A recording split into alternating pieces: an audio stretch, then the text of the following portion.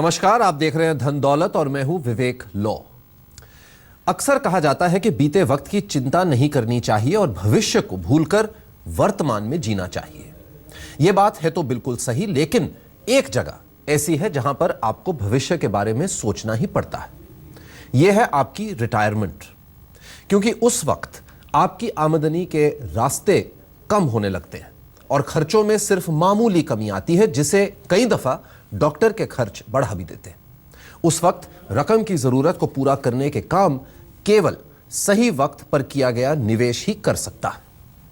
आखिर retirement planning कैसे की जाती है और किन बातों का ध्यान रखकर इसे करना चाहिए, आइए देखते हैं इस पर यह खास रिपोर्ट।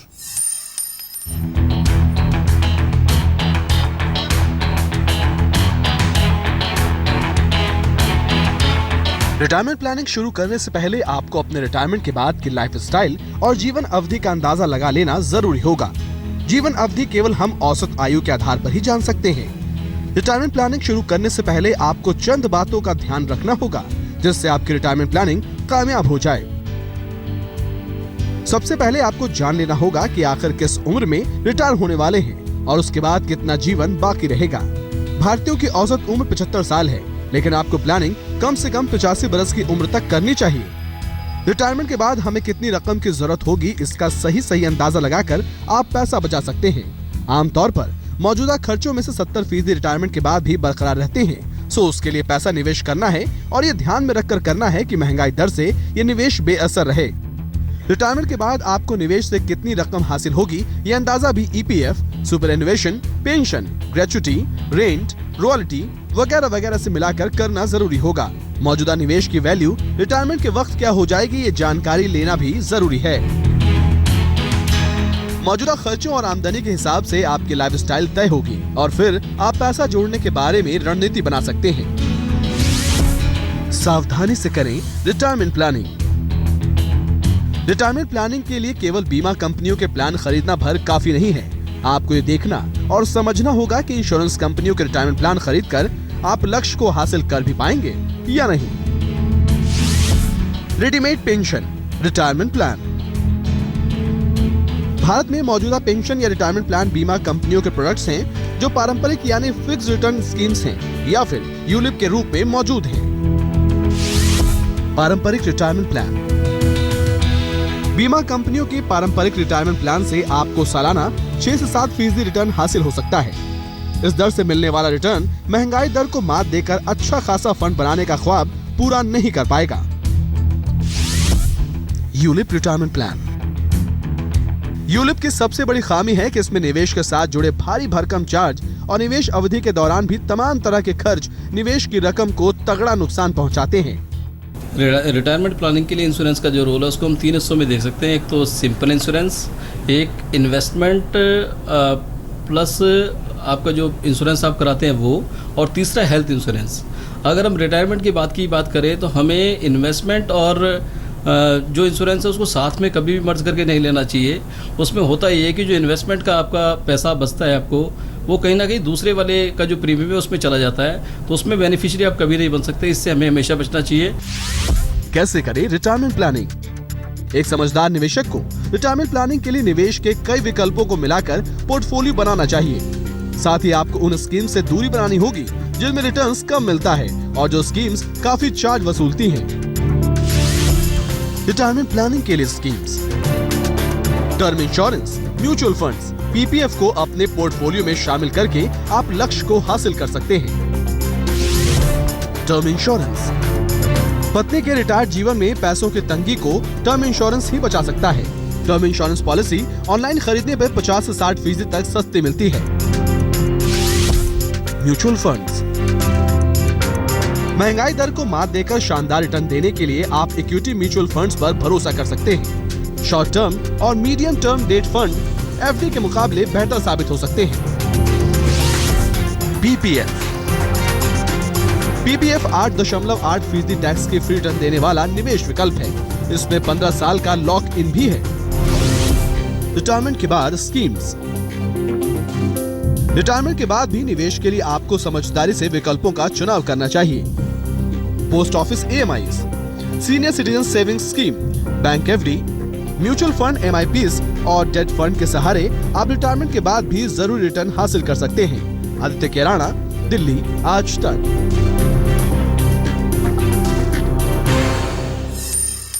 रिटायरमेंट प्लानिंग की बारीकियों को हमने अपनी इस रिपोर्ट के जरिए समझा। इस बारे में विस्तार से चर्चा के लिए मुंबई से जुड़ चुके हैं बेहद खास मेहमान, कोटक म्यूचुअल फंड के मैनेजिंग डायरेक्टर नीलेश शाह। बहुत बहुत धन्यवाद नीलेश आने के लिए। धन दौलत पर हम बात कर रहे हैं इस हफ्ते रिटायरमेंट प्लानिंग के बारे में।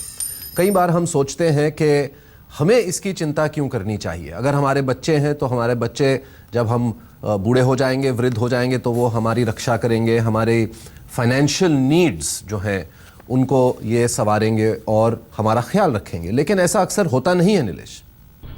अब विवेक, हम में एक कहावत है, पूत कपूत तो धन संचय क्यों, पूत सपूत तो धन संचय क्यों। बट मेरे हिसाब से ये कहावत गलत है। अगर पूत हो तो भी आपको धन संचय करना जरूरी है ताकि आप सर उठा के जी सको। एंड हमारे वहाँ पे कई लोग अपने बच्चों को अपनी रिटायरमेंट सॉल्यूशन समझते हैं और बड़ी उम्र में फिर पछताते हैं कि हमने अपने लिए फाइनेंशियल प्लानिंग नहीं की। सो इस वक्त ज़रूरत है कि हम अपनी फाइनेंशियल प्लानिंग खुद करें।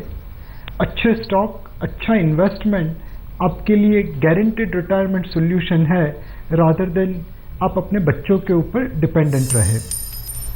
नीलेश, अगर हमें अगले 20-25 साल एक अच्छा कॉर्पस बनाना है अपने लिए रिटायरमेंट के लिए, अगर हम 1 करोड़ या 2 करोड़ की बात करें और समय हम ले 15, 20, 25 साल, 25 साल ले लीजिए, 20 साल ले लीजिए, तो कई बार ऐसा लगता है कि ये तो बहुत ज़्यादा पैसा है, मैं इसको कैसे कमा पाऊंगा इतना या जोड़ पाऊंगा इतना।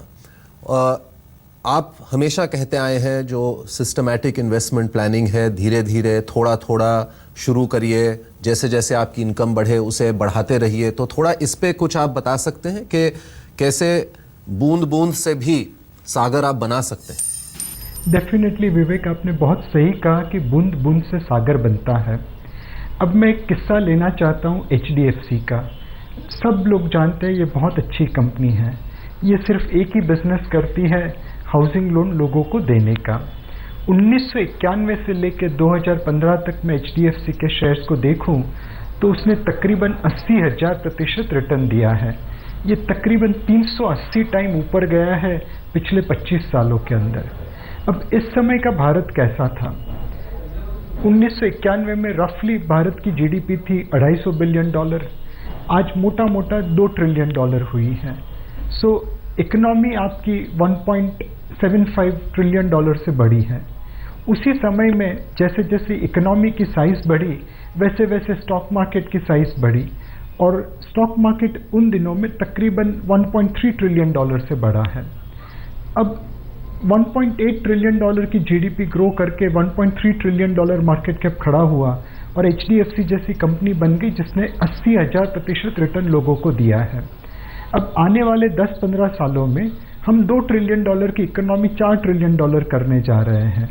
हो सकता है कि मार्केट कैप उसी के अवज बढ़ता जाए और कई ऐसी HDFC जैसी कंपनी इन्वेस्टरों के लिए उतना ही रिटर्न बनाएगी आने वाले 10 या 15 सालों में जो हमने पिछले 25 सालों में देखा है।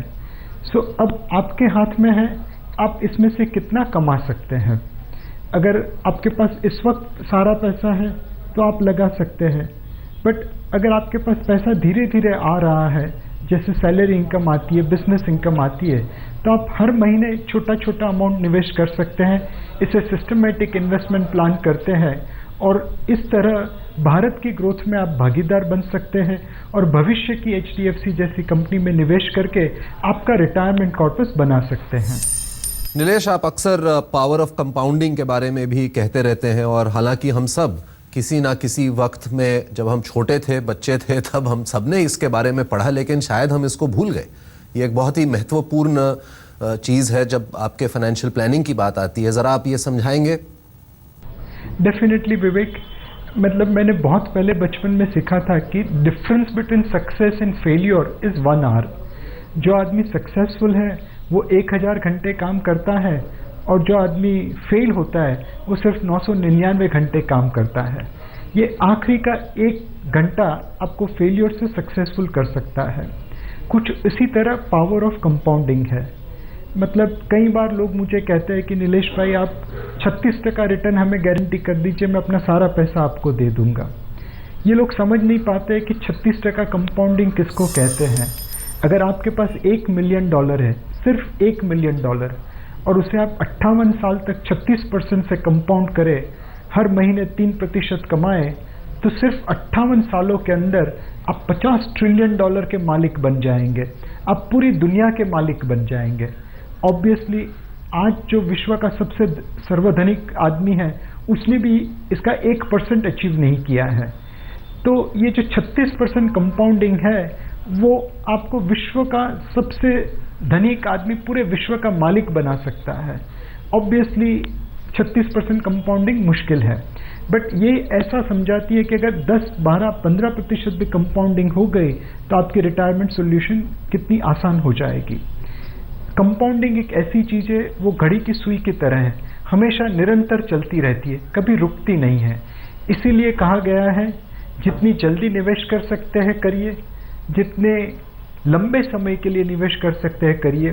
ये early start and long term दोनों आपके रिटायरमेंट कॉर्पस को काफ़ी बड़ा कर देते हैं through the power of compounding. धन दौलत में शुरू करते हैं सवाल जवाब का अब सिलसिला। पहला सवाल भोपाल से है, हमें नीरज का मिला है। ये 33 साल के हैं, नीरज विवाहित हैं और इनकी सालाना आमदनी 5 लाख रुपए के करीब है। नीरज 2 अलग अलग बीमा प्लान में 48,000 रुपये का प्रीमियम चुकाते हैं, साथ ही 5,000 रुपये महीना दूसरे बीमा प्लान का प्रीमियम चुकाते हैं। इनका टारगेट घर खरीदना और रिटायरमेंट है। जानना चाहते हैं कि क्या ये सही रास्ते पर है। नीलेश, आपने कई जो फाइनेंशियल एसेट्स हैं उनको करीब से देखा है। डेट के आप बहुत बड़े एक्सपर्ट रह चुके हैं, इक्विटी में भी आप एक्सपर्ट हैं। तो बिना प्रोडक्ट में जाने की बजाय अगर हम एसेट क्लास के ज़रिए देखें, क्योंकि अगर हम बात कर रहे हैं रिटायरमेंट की तो अगले 20-25 साल, जैसे ये 33 साल के, अच्छी बात है कि इस उम्र से ऑलरेडी सोचने लग गए हैं रिटायरमेंट के बारे में। लेकिन अगर हम 20-25 साल के बाद के जो हमारे कॉस्ट्स होंगे, इन्फ्लेशन जो है उसको अगर हम देखते हुए चलेंगे, तो मुझे नहीं लगता है कि ये जो बीमा प्लान्स हैं, खासकर ये इंडाउमेंट किस्म की जो प्लान्स हैं जिनमें 4 या 5% के रिटर्न मिलते हैं, उससे हम इन्फ्लेशन को बीट कर पाएंगे। डेफिनेटली विवेक, इंश्योरेंस एक प्रोटेक्शन है। आपके लिए ज़रूरी है कि अगर आपको कुछ हो गया तो आपके बाद वाले लोगों का ख्याल रहे, और उसके लिए आपको इंश्योरेंस एज ए प्रोटेक्शन लेना चाहिए। आपको मेडिकल इंश्योरेंस भी लेना चाहिए, क्योंकि अगर आप बीमार हुए तो आपकी सारवार का खर्चा इंश्योरेंस से निकल जाए। लेकिन अगर आप जिंदा रह गए तो आपकी रिटायरमेंट इंश्योरेंस से पूरी नहीं हो सकती। उसके लिए आपको रिस्क एसेट्स में निवेश करना जरूरी है। इन्फ्लेशन एक ऐसा डेमन है जो बड़ी शांति से, बड़ी साइलेंस से आपकी वेल्थ को खुदर रहा है, और उस इन्फ्लेशन के डेमन को बीट करने के लिए आपके पास इक्विटी का शस्त्र होना जरूरी है। आप डायरेक्ट इक्विटी भी निवेश कर सकते हैं, आप इक्विटी म्यूचुअल फंड के थ्रू भी निवेश कर सकते हैं। अब इनकी उम्र 33 साल है, उन्हें प्रोबेबली नेक्स्ट 27 साल तक काम करना है रिटायरमेंट के पहले, और उस वजह से उन्हें अपना पैसा इक्विटी या इक्विटी म्यूचुअल फंड के तहत मार्केट में लगाना चाहिए, जिस तरह से वो एक अच्छा रिटायरमेंट कॉर्पस बिल्ड कर सके और अपनी रिटायरमेंट लाइफ आराम से जी सके। एक और सवाल आया है नीलेश आपके लिए, ये है मनोज का। ये रौरकेला से हैं, 42 साल के हैं और इनके 2 बच्चे हैं। इनकी मासिक आय है 50,000 रुपये। इंश्योरेंस में 25,000 के यूलिप समेत इनका 1 लाख रुपए का सालाना निवेश है। 3 लाख रुपए एफडी में है। अलग अलग एसआईपी में हर महीने ये 5,000 रुपये निवेश करते हैं। जानना चाहते हैं कि क्या ये सही रास्ते पर हैं और क्या इस तरह से ये अपनी रिटायरमेंट प्लानिंग कर पाएंगे। मुझे तो नहीं लगता नीलेश, क्योंकि जैसे आपने पहले भी कहा, काफ़ी ज़्यादा इन्होंने इंश्योरेंस प्लान्स में अपने पैसे डाले हैं रिटायरमेंट के, और अगर आप देखें जो एसआईपी है जिसके बारे में आपने कहा, वो तो बहुत ही कम है एफडी के भी कंपैरिजन में। बिल्कुल सही है विवेक। मनोज जी, आपको एक चीज़ ध्यान में रखनी चाहिए कि नॉर्मली हम इनकम कमाते हैं, खर्चा करते हैं और बाद में जो बच जाता है उसे सेविंग्स करके इन्वेस्ट करते हैं। एक्चुअली आपको उल्टा करना चाहिए।